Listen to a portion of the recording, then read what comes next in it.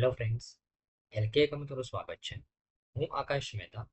આજે આપણે ડિસ્કસ કરીશું current affairs July first week. Let's start with the first news. આપણી પહેલી ન્યૂઝ છે ફ્રેન્ડ્સ કે આમાં રિસેન્ટલી નરેન્દ્ર મોદી રશિયાની વિઝિટ ઉપર ગયા હતા. એક બાયલેટરલ સમિટ થઈ હતી ઇન્ડિયા અને રશિયાની વચ્ચે. એમાં મોદીજી રશિયાની અંદર વિઝિટ કરવા માટે ગયા હતા, રાઈટ? અને આના વિશે વાત કરીએ.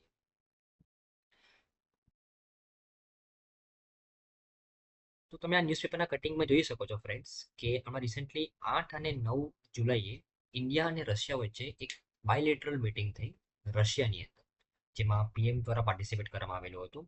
અને આ વિઝિટના પેરેલલ નાટો સમિટનું આયોજન કરવામાં આવેલું હતું.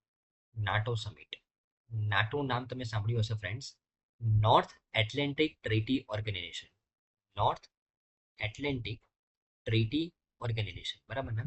તો જે સમયે રશિયાની અંદર ઇન્ડિયા અને રશિયાની વચ્ચે બાયલેટરલ સમિટ થઈ રહી હતી, એ જ સમયે, એ જ દિવસોની અંદર નાટો સમિટનું આયોજન કરવામાં આવેલું. કોના દ્વારા? તો યુએસ દ્વારા. કોણે આ સમિટને હોસ્ટ કરી? યુએસે હોસ્ટ કરી, યુએસના પ્રેસિડેન્ટ જો બિડને, બરાબર ને? તો આ નાટો સમિટ અને એ જ સમયે રશિયા અને ઇન્ડિયાની વચ્ચે બાયલેટરલ સમિટનું આયોજન કરવામાં આવેલું હતું રિસેન્ટલી 8 અને 9 જુલાઈની આસપાસ, બરાબર ને? ઓકે, હવે આ બંને સમિટને કેમ કોરિલેટ કરવામાં આવે છે?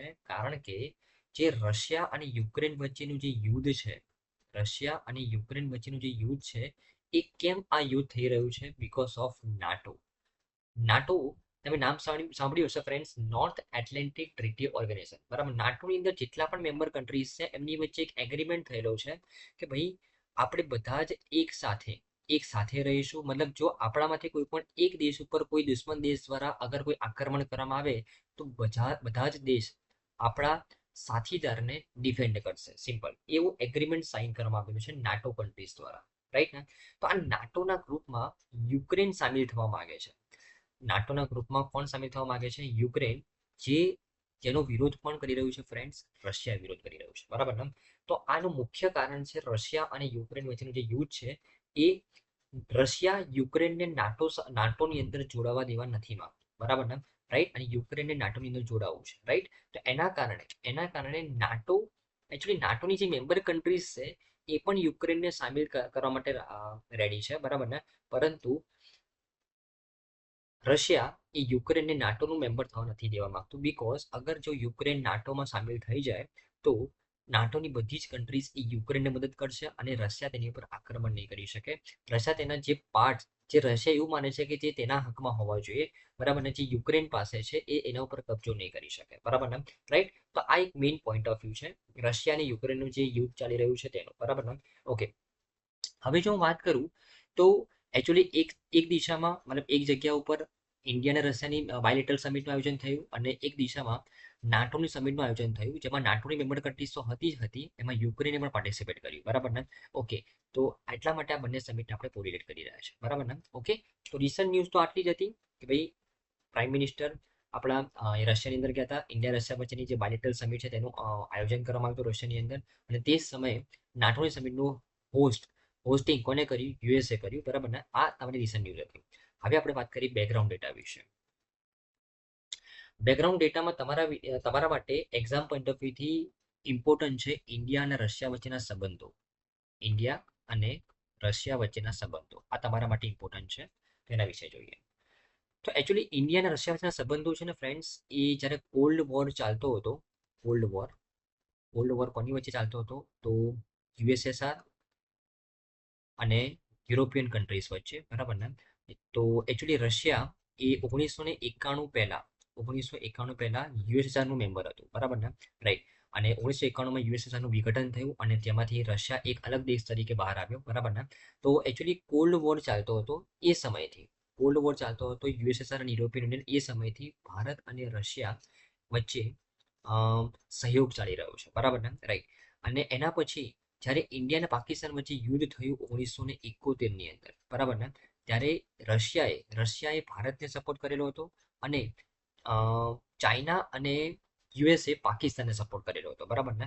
તો જે 1971 પછીનું જે યુદ્ધ થયું છે ઇન્ડિયા પાકિસ્તાનનું, ત્યારે રશિયા ભારતને એ સમયે કપરાસીમાં મદદ કરી. ત્યારથી ઇન્ડિયા અને રશિયા વચ્ચેના જે સંબંધો છે તે ગાઢ થઈ ગયા છે. બરાબર ને? ઓકે. આ ઉપરાંત ઓક્ટોબર 2000ની અંદર ઇન્ડિયા અને રશિયાની વચ્ચે એક સ્ટ્રેટેજિક પાર્ટનરશિપની ઘોષણા કરવામાં આવી. સ્ટ્રેટેજિક પાર્ટનરશિપ ની ઘોષણા કરવામાં આવી ઇન્ડિયા અને રશિયાની વચ્ચે 2000ની સાલમાં. બરાબર. પછી એ સ્ટ્રેટેજિક પાર્ટનરશિપને એક લેવલ એડવાન્સ કરવામાં આવી અને ડિસેમ્બર 2010ની અંદર વિશેષ અને વિશેષાધિકૃત વ્યૂહાત્મક ભાગીદારી લોન્ચ કરવામાં આવી ઇન્ડિયા અને રશિયાની વચ્ચે. બરાબર ને? કે જેમાં ઓલમોસ્ટ દરેક અ, જે કોઓપરેશનના જે મુદ્દા છે, જેમાં બે દેશો વચ્ચે કોઓપરેશન થવા જોઈએ, એ દરેક મુદ્દાઓ પર ઇન્ડિયા અને રશિયાની વચ્ચે કોઓપરેશન થયું, એગ્રીમેન્ટ સાઇન થયા અને આ ભાગીદારીને કહેવામાં આવ્યું વિશેષ અને વિશેષાધિકૃત વ્યૂહાત્મક ભાગીદારી 2010ની અંદર. બરાબર ને? આ ઉપરાંત ઉર્જા સુરક્ષાની જો વાત કરું તો રશિયા પાસે કુદરતી ગેસનો વિશ્વનો સૌથી મોટો ભંડાર છે. જો હું બે દેશો વચ્ચે ઇકોનોમિક કન્વર્જન્સ વિશે વાત કરું તો રશિયા એ ભારતનું 7મા નંબરનું સૌથી મોટું વેપારી ભાગીદાર છે. આમ તો બે દેશો વચ્ચે 2025 સુધીમાં 30 બિલિયન ડોલરનું ટ્રેડિંગ કરવાનો એગ્રીમેન્ટ સાઇન થયો હતો 2025 સુધીમાં, પરંતુ અત્યારે તે ટ્રેડિંગ ઓલરેડી 45 બિલિયન ડોલર સુધી પહોંચી ગયું છે. તો હવે આ ટાર્ગેટ 2025 સુધીમાં 50 બિલિયન ડોલરનો કરવામાં આવેલો છે. ઇન્ડિયા અને રશિયા વચ્ચેના ટ્રેડિંગનો ટાર્ગેટ ધ્યાનમાં રાખવાનો છે. ઓકે. ઓકે. આ ઉપરાંત ભૌગોલિક રાજનીતિનું સંતુલન પણ જળવાઈ રહેશે. જો આપણે ઇન્ડિયા અને રશિયાના સંબંધો ગાઢ હશે તો ભારત એ ઘણા બધા બીજા દેશો સાથે પણ એક ભૌગોલિક રાજનીતિનું સંતુલન સ્થાપિત કરી શકશે. કેવી રીતના? કારણ કે તમને ખબર હોય તો રશિયા અને ચાઇના એકબીજાના ઘણા સારા દોસ્ત છે ફ્રેન્ડ્સ. બરાબર ને? તો અને ઇન્ડિયા અને રશિયા એકબીજાના સારા દોસ્ત છે. ઇન્ડિયા અને ચાઇના એકબીજાના કટ્ટર દુશ્મન છે. બરાબર. તો જ્યારે આપણે ચાઇના સાથે કોઈ સંધિ કરવી હોય, ફોર એક્ઝામ્પલ, બરાબર, કોઈ સમાધાન કરવું હોય તો રશિયા આપણને સારી એવી રીતે મદદ કરી શકે તેમ છે. બરાબર ને? તો ભૌગોલિક રાજનીતિનું સંતુલન જળવાય છે ઇન્ડિયા અને રશિયાના સંબંધોના કારણે. બરાબર ને? ઓકે. અને બંને દેશો ઇન્ડિયા અને રશિયા બંને દેશો એ બહુ ધ્રુવવાદના ચેમ્પિયન છે. બંને દેશને એક મહાસત્તા બનવું છે. ભારતનો ટાર્ગેટ છે યુએન સિક્યુરિટી કાઉન્સિલમાં પરમનન્ટ મેમ્બર બનવાનો અને રશિયાનો ટાર્ગેટ છે મહાસત્તા બનવાનો. જે અત્યારે યુએસ છે તેવી મહાસત્તા બનવાનો ટાર્ગેટ છે રશિયાનો, અને ભારતનો ટાર્ગેટ છે યુએન સિક્યુરિટી કાઉન્સિલની અંદર ભારતને પરમનન્ટ મેમ્બર બનવાનો ભારતનો ટાર્ગેટ છે. તમને ખબર હશે યુએન સિક્યુરિટી કાઉન્સિલ વિશે. બરાબર. તમારે હોમવર્કમાં જોવાનું છે કે યુએન સિક્યુરિટી કાઉન્સિલ શું છે અને તેના 15 દેશો તેના સભ્યો છે, જેમાંથી 5 પરમનન્ટ સભ્યો છે, 10 નોન પરમનન્ટ સભ્યો છે. તો આ 5 પરમનન્ટ સભ્યોમાં ભારતને પણ સામેલ કરવા માટે રશિયા ખૂબ જ આગોતરી રીતે પહેલ કરી રહ્યું છે, પરંતુ અહીંયા ઓપોઝ કોણ કરી રહ્યું છે ફ્રેન્ડ્સ? ચાઇના ઓપોઝ કરી રહ્યું છે. બરાબર ને?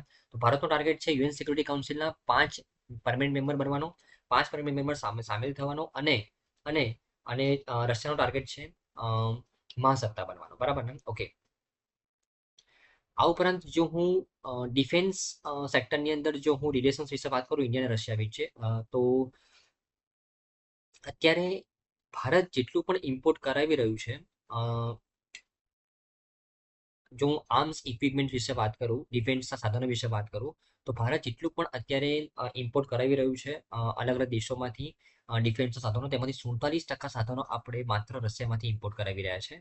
થોડાક સમય પહેલા તે હિસ્સો 65% હતો, પરંતુ હવે તે ઘટીને 47% થઈ ગયો છે. બરાબર ને? તો કારણ કે હવે ધીમે ધીમે આપણે ડિફેન્સ સેક્ટરમાં આત્મનિર્ભર બની રહ્યા છે, જે આપણે આવનારી ન્યૂઝમાં જોઈશું. બરાબર. એટલા માટે આપણે રશિયા પાસેથી હવે જે પહેલા જેટલું મંગાવતા હતા એના જેટલું નથી મંગાવતા, પરંતુ છતાં પણ રશિયા પાસેથી આપણે સૌથી વધારે ડિફેન્સ ઇક્વિપમેન્ટ મંગાવીએ છીએ. બરાબર ને?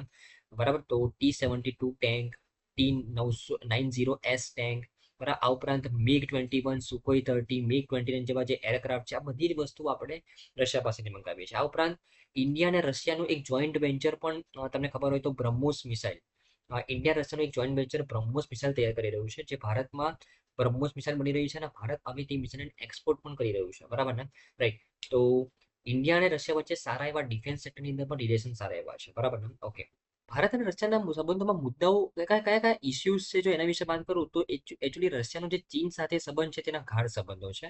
આ ઉપરાંત ધીમે ધીમે જે પાકિસ્તાન સાથે પણ વધારે ઝૂકતું આવી રહ્યું છે. બરાબર ને? તો રશિયા પાકિસ્તાનને પણ વધારે મદદ કરી રહ્યું છે ધીમે ધીમે. બરાબર ને? તો ચીન અને પાકિસ્તાન સાથેના તેના સંબંધો એ આપણા માટે થોડા વાંધાજનક છે. બરાબર ને? ઓકે.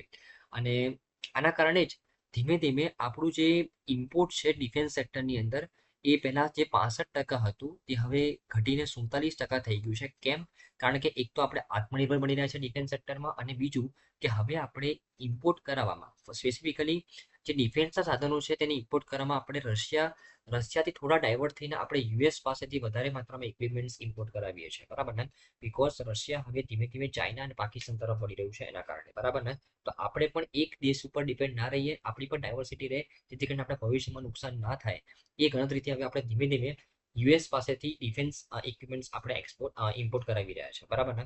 ઓકે, તો આઈ થિંક તમને સારી રીતે ખબર પડી હશે. ન્યૂઝ તો એકચ્યુઅલી એ જ હતી કે હમણાં રિસેન્ટલી ઇન્ડિયા અને રશિયા વચ્ચે એક બાયલેટરલ સમિટ થઈ રશિયાની અંદર. એ સમયે નાટોની સમિટ યુએસ દ્વારા હોસ્ટ કરવામાં આવી રહેલી હતી, અને એનામાંથી આપણે ભણ્યા ઇન્ડિયા રશિયા વચ્ચેના સંબંધો વિશે, બરાબર ને? તો ખૂબ જ ઇમ્પોર્ટન્ટ છે આર્ટિકલ તમારા એક્ઝામ પોઈન્ટ ઓફ વ્યૂથી. આઈ થિંક તમને સારી રીતે ખબર પડી હશે.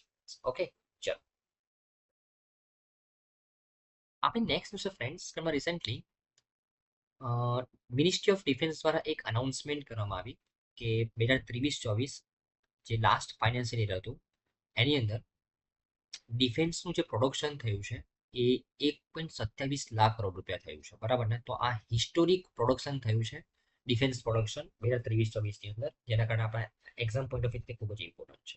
એના વિશે વાત કરીએ તો હમણાં રિસેન્ટલી મિનિસ્ટ્રી ઓફ ડિફેન્સ દ્વારા એક અનાઉન્સમેન્ટ કરવામાં આવી કે ફાઇનાન્શિયલ 2023-24ની અંદર જે ડિફેન્સ પ્રોડક્શન છે, જે ડિફેન્સ પબ્લિસિટર અન્ડરટેકિંગ્સ, સરકારી કંપનીઓ અને પ્રાઇવેટ કંપનીઝની સાથે મળીને જે ભારતની અંદર જે ડોમેસ્ટિક પ્રોડક્શન થયું છે ડિફેન્સ સેક્ટરમાં, ટોટલ 1.27 લાખ કરોડ રૂપિયાનું થયું છે, જે ગયા વર્ષની સરખામણીમાં 16.7% ગ્રોથ બતાવે છે.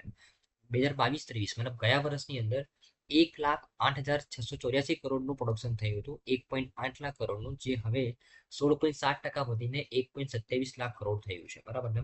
તો ખૂબ જ ઇમ્પોર્ટન્ટ ડેટા છે. અત્યાર સુધીનું સૌથી વધારે પ્રોડક્શન એક વર્ષની અંદર ડિફેન્સ સેક્ટરની અંદર આપણે હાંસિલ કર્યું છે. આ ઉપરાંત જો હું એક્સપોર્ટના ડેટા વિશે વાત કરું તો ડિફેન્સ પ્રોડક્શન જ આપણે નથી વધારી રહ્યા, આપણે ડિફેન્સમાં એક્સપોર્ટ પણ હવે ઘણું વધારી રહ્યા છે, બરાબર ને?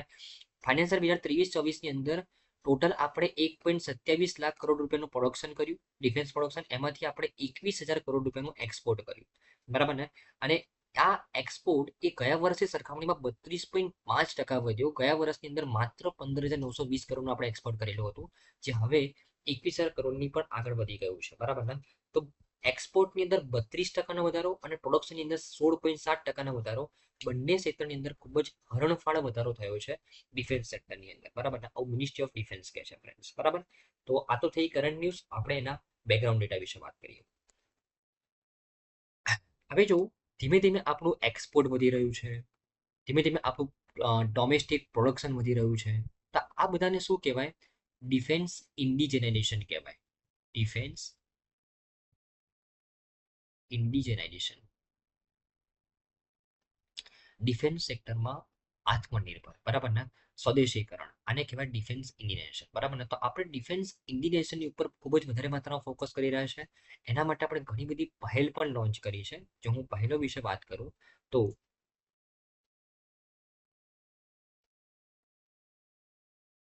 આપણે ડિફેન્સ પ્રોક્યુરમેન્ટ પોલિસી લોન્ચ કરેલી છે. ડિફેન્સ પ્રોક્યુરમેન્ટ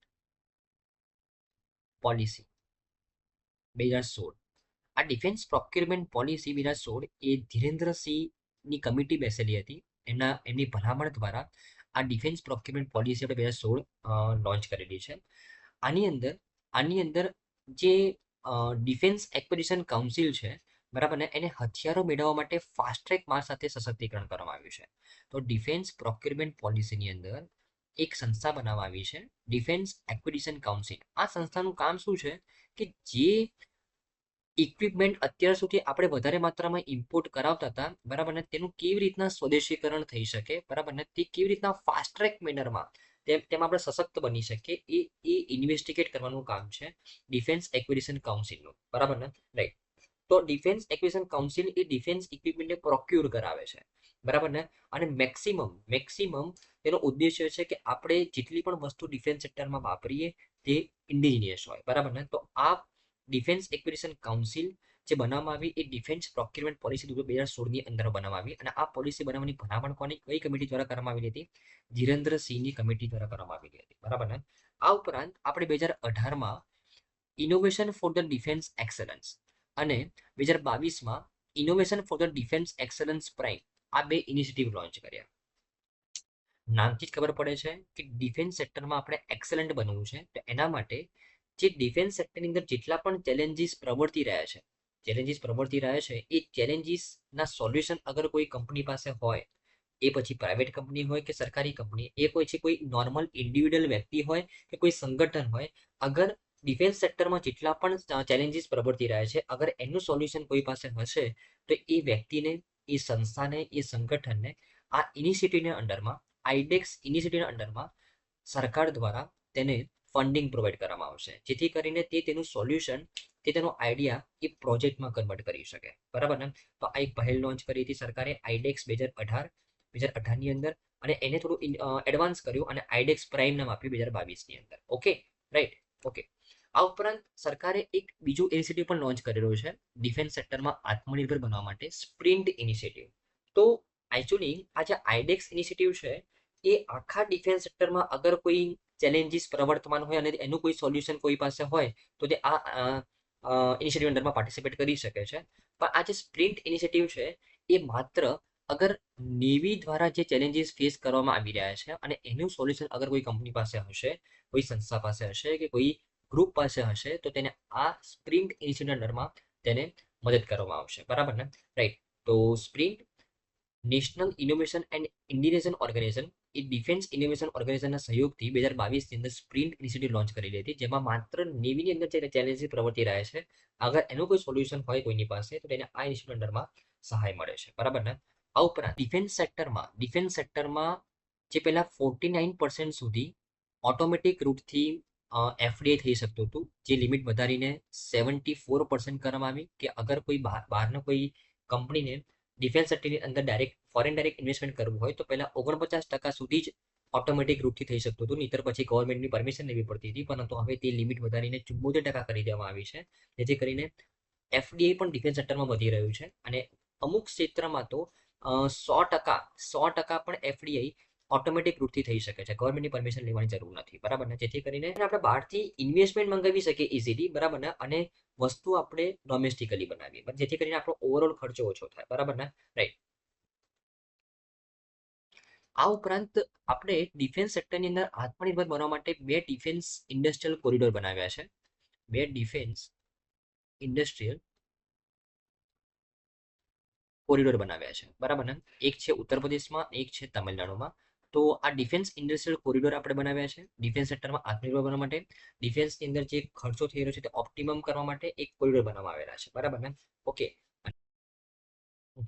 તો આપણે વાત કરી ફ્રેન્ડ્સ કે એકચ્યુઅલી ડિફેન્સની અંદર આપણે ધીમે ધીમે આત્મનિર્ભર વધી રહ્યા છે. તેનું એવિડન્સ શું છે કે આપણે ડિફેન્સ સેક્ટરની અંદર ટોટલ પ્રોડક્શન 1.27 લાખ કરોડ રૂપિયાનું કર્યું ફાઇનાન્શિયલ યર 23-24ની અંદર, અને ટોટલ એક્સપોર્ટ કેટલું કર્યું? 21,83 કરોડ, જે અત્યાર સુધી સૌથી હાઈએસ્ટ છે. બરાબર ને? તો આ આત્મનિર્ભર બની રહ્યા છે કેમ? કારણ કે આપણે આ પહેલો લીધી છે. એક તો આપણે ડિફેન્સ પ્રોક્યુરમેન્ટ પોલિસી લોન્ચ કરેલી છે, આઈડેક્સ અને આઈડેક્સ પ્રાઇમ લોન્ચ કરેલા છે, સ્પ્રિન્ટ જેમાં ઇનિશિયેટિવ લોન્ચ કરેલા છે, અને સ્વદેશી ઉત્પાદનને આપણે પ્રોત્સાહન આપ્યું છે એફડીઆઈ લિમિટને વધારીને. બરાબર ને? તો આ પગલાના કારણે આપણે ડિફેન્સ સેક્ટરની અંદર આત્મનિર્ભર બની શક્યા છે. હવે ડિફેન્સની અંદર આત્મનિર્ભર બનવું કેમ જરૂરી છે એના વિશે વાત કરીએ. કારણ કે આપણે વૈશ્વિક ક્ષેત્રે જો આપણે જોઈએ તો ભારતનો હિસ્સો ડિફેન્સ સેક્ટરની અંદર ઇમ્પોર્ટ કરવામાં, ભારત દુનિયામાં સૌથી મોટો આયાતકાર છે ડિફેન્સ સેક્ટરની અંદર, જેમાં બરાબર દુનિયાની અંદર જેટલું પણ આમ ઇક્વિપમેન્ટ્સ ઇમ્પોર્ટ થાય છે એમાંથી 11% હિસ્સો એ માત્ર કોનો છે? ભારતનો છે. તો અહીંયા આપણે રિડ્યુસ કરવાની જરૂર છે. બરાબર. આ ઉપરાંત જો હું ડિફેન્સ પ્રોડક્શનની વાત કરું તો ભલે અત્યારે આટલું વધારે ડિફેન્સ પ્રોડક્શન થયું છે, પણ તે દુનિયાના ટોટલ ડિફેન્સ પ્રોડક્શનની અંદર માત્ર 0.2% હિસ્સો ધરાવે છે. બરાબર ને? રાઈટ. અને હજી પણ આપણે ભારત ડિફેન્સ પ્રોડક્શનની અંદર દુનિયાની અંદર 23માં ક્રમે છે. બરાબર ને? તો તેની અંદર ઇમ્પ્રુવમેન્ટ કરવાનું છે અને આની અંદર રિડક્શન કરવાનું છે. બરાબર. અને આના માટે સ્વદેશીકરણની જરૂરિયાત છે ફ્રેન્ડ્સ. બરાબર ને? ઓકે. તો આઈ થિંક તમને સારી રીતે ખબર પડી હશે ફ્રેન્ડ્સ. ઓકે. ચાલો. નેક્સ્ટ છે ફ્રેન્ડ્સ કે અમે રિસેન્ટલી એસસીઓ સમિટનું આયોજન કરવામાં આવ્યું કઝાકિસ્તાનની અંદર. તો એના વિશે વાત કરીએ. તો એકચ્યુઅલી રિસન્ટ ન્યૂઝમાં કેમ છે તો કે એક શાંઘાઈ કોઓપરેશન ઓર્ગેનાઇઝેશન, એક રિજનલ ગ્રુપ છે એસસીઓ, એની એક એન્યુઅલ સમિટનું આયોજન કરવામાં આવેલું હતું કઝાકિસ્તાનની અંદર. અને એસસીઓનું મેમ્બર ભારત પણ છે. અને ભારત તરફથી આપણા પ્રાઇમ મિનિસ્ટરની જગ્યાએ આપણા જે એક્સટર્નલ અફેર મિનિસ્ટર છે એસ જયશંકરજી, તે આ સમિટમાં પાર્ટિસિપેટ કરવા માટે ગયા હતા. બરાબર ને? તો આ તો રહી આપણી રિસન્ટ ન્યૂઝ કે આમાં રિસન્ટલી એસસીઓ સમિટનું આયોજન કરવામાં આવ્યું કઝાકિસ્તાનની અંદર, કારણ કે આ વખતની એસસીઓની પ્રેસિડેન્સી કઝાકિસ્તાન પાસે છે. અને એમાં ભારત એસસીઓ પણ ભારત પણ એસસીઓનો મેમ્બર છે.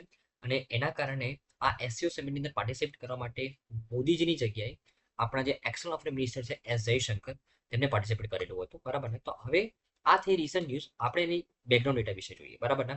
ઓકે. જો હું એસસીઓ વિશે કહું ફ્રેન્ડ, શાંઘાઈ કોઓપરેશન ઓર્ગેનાઇઝેશન. બરાબર ને? તો એકચ્યુઅલી આ એસસીઓના મેમ્બર કન્ટ્રીઝની જો વાત કરીએ તો ટોટલ 9 મેમ્બર કન્ટ્રીઝ છે. કયા કયા? ચીન, Bharat, Kazakhstan, Kyrgyzstan, Pakistan, Russia, Uzbekistan, Tajikistan અને લાસ્ટ યર ઈરાન એડ થયું છે. બરાબર? ટોટલ 9 સભ્ય દેશો છે એસસીઓના.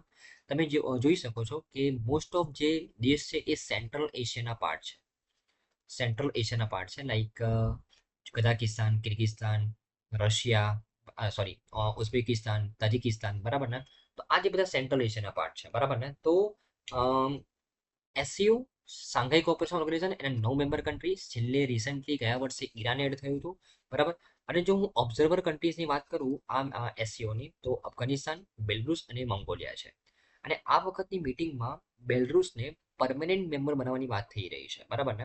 ઓકે. પણ અત્યારે સુધી તો કેટલા છે? અત્યારે એઝ ઓફ નાઉ 9 સભ્ય દેશો છે. બરાબર ને? ઓકે. હવે આપણા માટે આ એસસીઓનું મહત્વ શું છે? શાંઘાઈ કોઓપરેશન ઓર્ગેનાઇઝેશન આ ગ્રુપનું મહત્વ શું છે? તો એક છે આર્થિક સહકાર. બરાબર ને?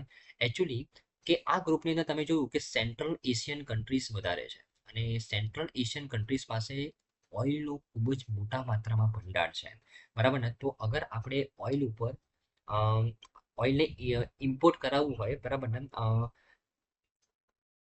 તો આપણે આ સેન્ટ્રલ કન્ટ્રીઝ સાથે સારા એવા ટાઈઅપ કરવા પડે. બરાબર ને? તો ભારત અને આ સેન્ટ્રલ કન્ટ્રીઝ એ આ એસસીઓના મેમ્બર હોવાથી આ એસસીઓ ગ્રુપ એ આપણા માટે ખૂબ જ ઇમ્પોર્ટન્ટ છે ફ્રેન્ડ્સ. બરાબર ને? આ ઉપરાંત એનર્જી સિક્યુરિટી વિશે જો હું વાત કરું તો જે રીતે મેં તમને કીધું કે મધ્ય એશિયામાં તેલ અને ગેસનો વિશેષ ભંડાર છે. બરાબર ને? રાઈટ? અને ભારત તેની ઉર્જા સુરક્ષાને વધારવા માટે આ સંસાધનનો ઉપયોગ કરવાનું વિચારી રહ્યું છે. બરાબર ને? તો આર્થિક સહકાર, કારણ કે સેન્ટ્રલ એશિયન કન્ટ્રીઝની અંદર સૌથી વધારે ઓઇલ છે, તેલ છે અને ગેસનો ભંડાર છે. તો એનાથી આપણી એનર્જી સિક્યુરિટી પણ મેન્ટેન રહેશે જો આપણે આ કન્ટ્રી સાથે સારા એવા સંબંધો રાખીશું તો.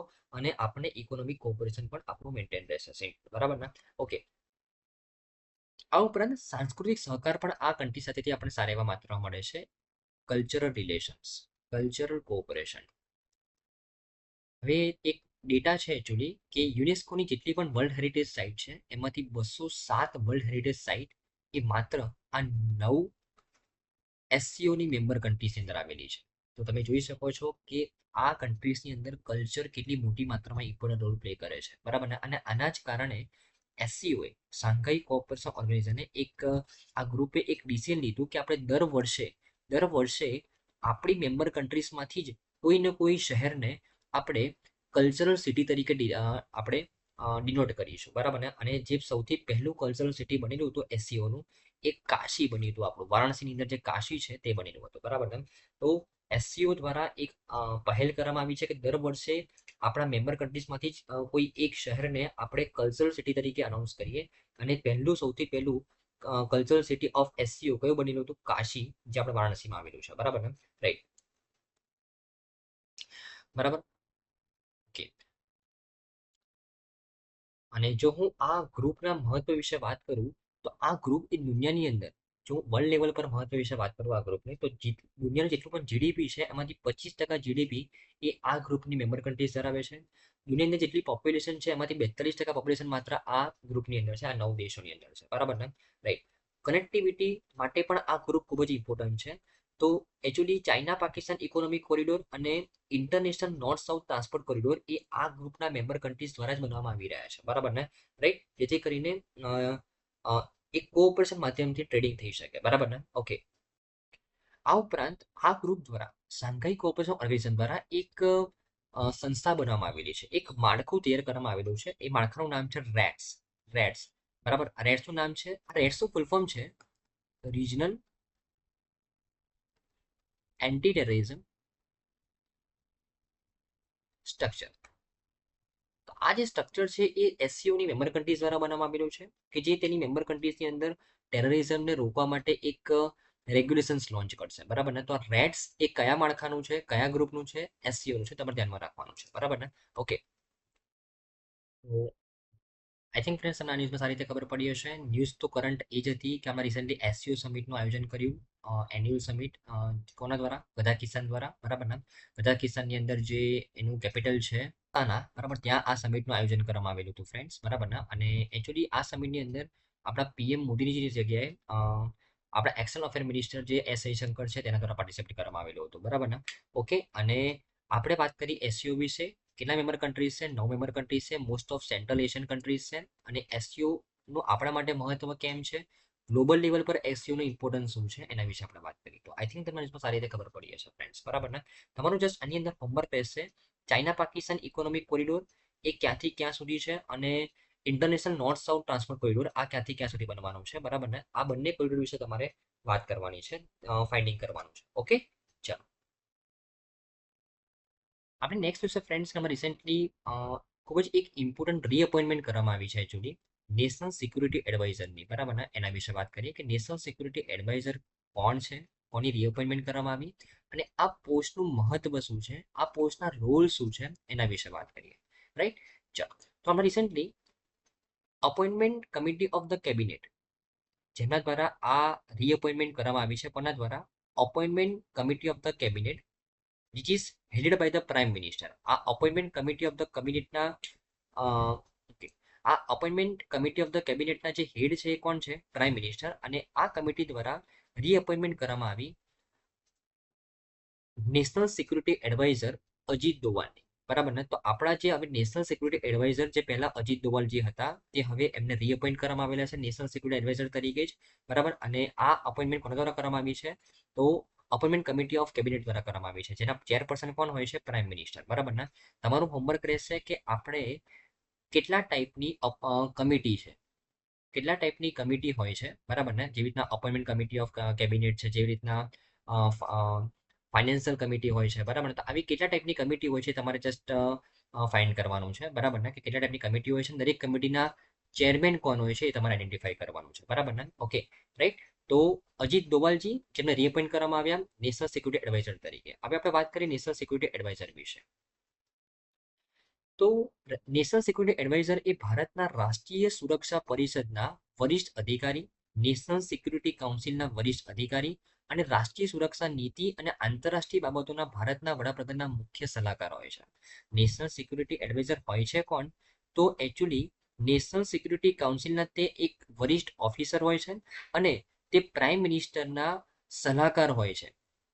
નેશનલ અને ઇન્ટરનેશનલ સિક્યુરિટી રિલેટેડ જે સલાહ જોઈએ પ્રાઇમ મિનિસ્ટરને, તો કોની પાસેથી લે છે? નેશનલ સિક્યુરિટી એડવાઇઝર પાસેથી લે છે. તો આ નેશનલ સિક્યુરિટી એડવાઇઝર જે અત્યાર સુધી આપણા અજીત દોવલ જે હતા તેમને રીઅપોઇન્ટ કરવામાં આવેલા છે, બરાબર ને. રાઈટ. આ જે પોસ્ટ છે નેશનલ સિક્યુરિટી એડવાઇઝરની, એ પોસ્ટની શરૂઆત કરવામાં આવી 1998, બરાબર ને. એકચ્યુઅલી આ જે નેશનલ સિક્યુરિટી કાઉન્સિલ છે, નેશનલ સિક્યુરિટી કાઉન્સિલ, એની સ્થાપના જ 1998માં કરવામાં આવી. કોના દ્વારા? તો રાષ્ટ્રીય સુરક્ષા પરિષદ નેશનલ સિક્યુરિટી કાઉન્સિલની જે સ્થાપના છે 1998માં ભારતના ભૂતપૂર્વ વડાપ્રધાન જે અટલ બિહારી વાજપેયીજી હતા તેમના દ્વારા કરવામાં આવી હતી, બરાબર ને. તો 19 નવેમ્બર 1998 રોજ પ્રથમ રાષ્ટ્રીય સુરક્ષા સલાહકાર બ્રજેશ મિશ્રાની અપોઇન્ટમેન્ટ કરવામાં આવી હતી. નેશનલ સિક્યુરિટી કાઉન્સિલ આ સંસ્થાની સ્થાપના 1998ની અંદર ભારતના ભૂતપૂર્વ વડાપ્રધાન અટલ બિહારી વાજપેયીજી દ્વારા કરવામાં આવેલી હતી. અને આ સંસ્થાની જે ચેરમેન છે, બરાબર ને, એ નેશનલ સિક્યુરિટી એડવાઇઝર બનાવવામાં આવ્યા. અને આ નેશનલ સિક્યુરિટી એડવાઇઝર જે ભારતના પ્રથમ નેશનલ સિક્યુરિટી એડવાઇઝર કોણ બન્યા? બ્રજેશ મિશ્રા બન્યા ફ્રેન્ડ્સ, બરાબર ને. ઓકે, જો આ સંસ્થાના સભ્યો વિશે વાત કરું, નેશનલ સિક્યુરિટી કાઉન્સિલ રાષ્ટ્રીય સુરક્ષા પરિષદના સભ્ય વિશે, તો સૌથી ઉપર નેશનલ સિક્યુરિટી એડવાઇઝર આ સંસ્થાના ચેરમેન હોય છે. એમના નીચે ડેપ્યુટી નેશનલ સિક્યુરિટી એડવાઇઝર, એમના નીચે હોમ મિનિસ્ટ્રી, ફાઇનાન્સ મિનિસ્ટ્રી અને ડિફેન્સ મિનિસ્ટ્રી, આ 3 મિનિસ્ટ્રીના સેક્રેટરીઝ હોય છે, બરાબર ને. રાઈટ.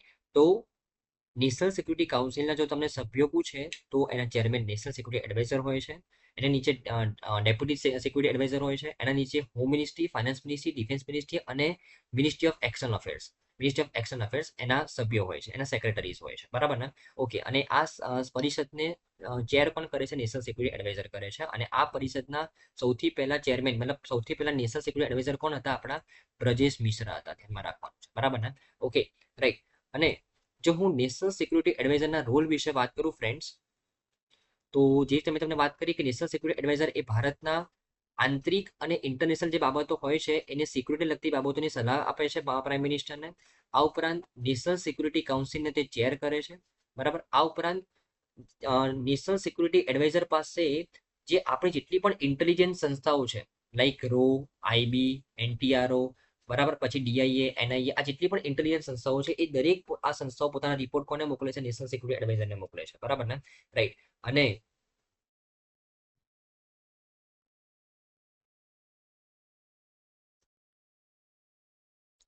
ઓકે, તો આઈ થિંક તમને ન્યૂઝમાં સારી રીતે ખબર પડી હશે. ખૂબ જ ઇમ્પોર્ટન્ટ ન્યૂઝ છે કે હમણાં recently appointment committee of cabinet જેના ચેરમેન છે પ્રાઇમ મિનિસ્ટર, એના દ્વારા રીઅપોઇન્ટમેન્ટ કરવામાં આવી છે અજીત દોવાલજીની, બરાબર ને? જે નેશનલ સિક્યુરિટી એડવાઇઝર તરીકે રીઅપોઇન્ટ થયા છે. નેશનલ સિક્યુરિટી એડવાઇઝરનું કામ શું છે, એનો રોલ શું છે, અને નેશનલ સિક્યુરિટી એડવાઇઝર જે સંસ્થાની ચેરમેન હોય છે એ સંસ્થા નેશનલ સિક્યુરિટી કાઉન્સિલ એ કોના દ્વારા બનાવવામાં આવી હતી, એનું કામ શું છે, એના સભ્યો કોણ કોણ છે, એના વિશે તમને ખબર પડી હશે ફ્રેન્ડ્સ. તો આઈ થિંક ફ્રેન્ડ્સ તમને આ ન્યૂઝમાં સારી રીતે ખબર પડી હશે. ઓકે ફ્રેન્ડ્સ, ચાલો આપણે નેક્સ્ટ ન્યૂઝ છે ફ્રેન્ડ્સ, કે આમાં રિસેન્ટલી કોઝીકોડેને સિટી ઓફ લિટરેચરનું સ્ટેટસ આપવામાં આવેલું છે. કોના દ્વારા? તો એકચ્યુઅલી એક કોન્ફરન્સનું આયોજન કરવામાં આવેલું હતું યુનેસ્કો દ્વારા. યુનેસ્કો ક્રિએટિવ સિટીઝ નેટવર્ક, આ કોન્ફરન્સનું આયોજન કરવામાં આવેલું હતું પોર્ટુગલની અંદર. આ ઇવેન્ટ દરમિયાન કોઝીકોડેને સિટી ઓફ લિટરેચરનું સ્ટેટસ આપવામાં આવેલું છે. તો કોઝીકોડે જે કેરળથી બિલોંગ કરે છે, કેરળનું સિટી છે, બરાબર. અને આ ઉપરાંત ગ્વાલિયરને ગ્વાલિયરને સિટી ઓફ મ્યુઝિકનું સ્ટેટસ આપવામાં આવેલું છે. તો આ ભારતના બે શહેરને સિટી ઓફ લિટરેચર અને સિટી ઓફ મ્યુઝિકનું રિસ્પેક્ટિવ સ્ટેટસ આપવામાં આવેલું છે કોઝિકોડે અને ગ્વાલિયરને. તો એકચ્યુઅલી યુનેસ્કો યુનેસ્કો તમે નામ જાણો જ છો કે United Nation Education Scientific and Cooperation Organization, આ યુનેસ્કો દ્વારા એક ઇનિશિયેટિવ લોન્ચ કરવામાં આવેલો છે ક્રિએટિવ સિટીઝ નેટવર્કનો, બરાબર ને? તો જે સિટીઝની અંદર અલગ અલગ સેક્ટરની અંદર, like literature, like music, like folk and arts, બરાબર. તો આ અલગ અલગ સેક્ટરની અંદર જે સિટીઝની અંદર ખૂબ જ સારી માત્રામાં કલ્ચરનું સ્પ્રેડિંગ થયેલું છે એ સિટીઝને અહીંયા ક્રિએટિવ સિટીઝ નેટવર્કના લિસ્ટમાં સામેલ કરવામાં આવે છે. તો આ વખતના કોન્ફરન્સની અંદર જે પોર્ટુગલની અંદર આ કોન્ફરન્સ થયેલો હતો એની અંદર 55 નવી સિટીઝને એડ કરવામાં આવેલા છે ગ્લોબલ લેવલ ઉપર, જેમાં ભારતની 2 સિટીનો સમાવેશ થાય છે, કોઝિકોડે અને ગ્વાલિયર. કોઝિકોડેને સિટી ઓફ લિટરેચરનું સ્ટેટસ આપવામાં આવેલું છે અને ગ્વાલિયરને સિટી ઓફ મ્યુઝિકનું સ્ટેટસ આપવામાં આવેલું છે, બરાબર ને? ઓકે,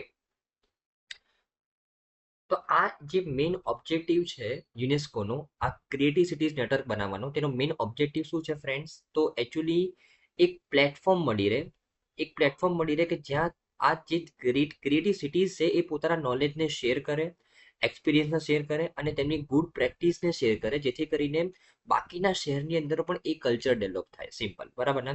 ઓકે, આ આ જે ક્રિએટિવ સિટીઝનું નેટવર્ક છે, આ જે ક્રિએટિવ સિટીઝ નેટવર્કનું જે લિસ્ટ જે બનાવવામાં આવેલું છે યુનેસ્કો દ્વારા, એની અંદર કયા કયા સેક્ટરમાં સારા પરફોર્મન્સના કારણે તેમને આ લિસ્ટમાં સામેલ કરવામાં આવે છે પર્ટિક્યુલર સિટીને. તો like design, film, literature, music, folk art, બરાબર. તો આ સેક્ટરમાં અગર કોઈ સિટીઝ સારું પરફોર્મ કરતું હોય, કલ્ચર ડેવલપ કરતું હોય, તો તે સિટીઝને એક પ્લેટફોર્મ પ્રોવાઈડ કરવામાં આવે કે જ્યાં તે પોતાની એક્સપિરિયન્સને શેર કરી શકે, પોતાના નોલેજને શેર કરી શકે, પોતાના પ્રેક્ટિસને શેર કરી શકે, જેથી કરીને બીજી સિટીમાં પણ આ કલ્ચર ડેવલપ થાય, બરાબર ને? તો એ ઓબ્જેક્ટિવથી યુનેસ્કોએ આ ક્રિએટિવ સિટીઝ નેટવર્કને ડેવલપ કરેલું છે ફ્રેન્ડ્સ, બરાબર ને? રાઈટ. ઓકે, અને આ વખતના ટોટલ 55 નવા શહેરોના આ લિસ્ટમાં એડ કરવામાં આવેલા છે, બરાબર ને? જેમાં જેમાં કોઝિકોડે અને ગ્વાલિયરનો સમાવેશ થાય છે. કોઝિકોડેને સિટી ઓફ લિટરેચર તરીકે અને ગ્વાલિયર સિટી ઓફ મ્યુઝિક તરીકે સામેલ કરવામાં આવેલા છે. અને આ બે શહેર એ ભારતના પહેલા બે શહેર નથી કે જેમના આ લિસ્ટમાં સામેલ કરવામાં આવેલા છે. ભારતના અન્ય શહેરો પણ ઓલરેડી આ લિસ્ટમાં સામેલ છે. સૌથી પહેલા જયપુર જેમને હસ્તકલા અને લોકકલાના ક્ષેત્રમાં સારા પ્રદાન બદલ 2015માં સામેલ કરવામાં આવેલું હતું. પછી વારાણસી સિટી ઓફ મ્યુઝિક તરીકે, Chennai creative city of music 2017ની અંદર, મુંબઈને ફિલ્મ કેટેગરીની અંદર 2019માં એડ કરવામાં આવેલું હતું. હૈદરાબાદને ગેસ્ટ્રોનોમી કેટેગરીની અંદર 2019માં એડ કરવામાં આવેલું હતું. આ ઉપરાંત શ્રીનગરને હસ્તકલા અને લોકકલાના અંદરમાં 2021માં સામેલ કરવામાં આવેલું હતું અને 2024ની અંદર કોઝિકોડ અને ગ્વાલિયરને સામેલ કરવામાં આવેલા છે. બરાબર ને? ઓકે. હવે જો હું કોઝિકોડ વિશે વાત કરું તો એને કેમ ક્રિએટિવ સિટી ઓફ લિટરેચર તરીકે એડ કરવામાં આવ્યું યુનેસ્કો દ્વારા? કારણ કે કોઝિકોડની અંદર ફ્રેન્ડ્સ દર વર્ષે એશિયાનું સૌથી મોટું લિટરેચર ફેસ્ટિવલ આનું આયોજન કરવામાં આવે છે. બરાબર ને? આ ઉપરાંત કોઝિકોડની અંદર 500થી વધારે પુસ્તકાલયો છે, 500થી વધારે લાઇબ્રેરી છે અને ઘણા પ્રખ્યાત લેખકોનું જન્મ પણ કોઝિકોડની અંદર થયો છે. તો આ ઘણી લાક્ષણિકતાઓ, લિટરેચરને લગતી લાક્ષણિકતાઓના કારણે તેને સિટી ઓફ લિટરેચરનું સ્ટેટસ આપવામાં આવેલું છે. બરાબર ને? કે આવું કલ્ચર, આવું એજ્યુકેશનલ કલ્ચર એ બીજી સિટીમાં પણ ડેવલપ થાય એ હેતુથી આ ક્રિએટિવ સિટી ઓફ નેટવર્કના લિસ્ટમાં કોઝિકોડને સામેલ કરવામાં આવેલું છે સિટી ઓફ લિટરેચર કેટેગરીની અંડરમાં. બરાબર ને? ઓકે. આ ઉપરાંત જો હું સિટી ઓફ મ્યુઝિકની જો વાત કરું, ગ્વાલિયરને કેમ સિટી ઓફ મ્યુઝિકના લિસ્ટમાં સામેલ કરવામાં આવેલું છે? કારણ કે આ શહેરની અંદર ભારતના ઇતિહાસના મહાન સંગીતકાર અને જે કોમ્પોઝર છે તાનસેનનું જન્મસ્થળ કઈ જગ્યાએ છે? ગ્વાલિયરની અંદર છે. તાનસેન, હા, એ જ તાનસેન કે જે રાજા અકબરના દરબારમાં નવરત્નમાંના એક હતા. બરાબર ને? એ જ તાનસેનનું જન્મસ્થળ ગ્વાલિયર છે. આ ઉપરાંત ગ્વાલિયર ઘરાના જે હિન્દુસ્તાનની સૌથી જૂની અને સૌથી પ્રભાવશાળી ક્લાસિકલ સંગીતની શાળા છે તે પણ ગ્વાલિયરની અંદર છે. આ ઉપરાંત ભારતનો સૌથી મોટો વાર્ષિક સંગીત સમારોહ તાનસેન સંગીત સમારોહનું આયોજન પણ ગ્વાલિયરની અંદર કરવામાં આવે છે.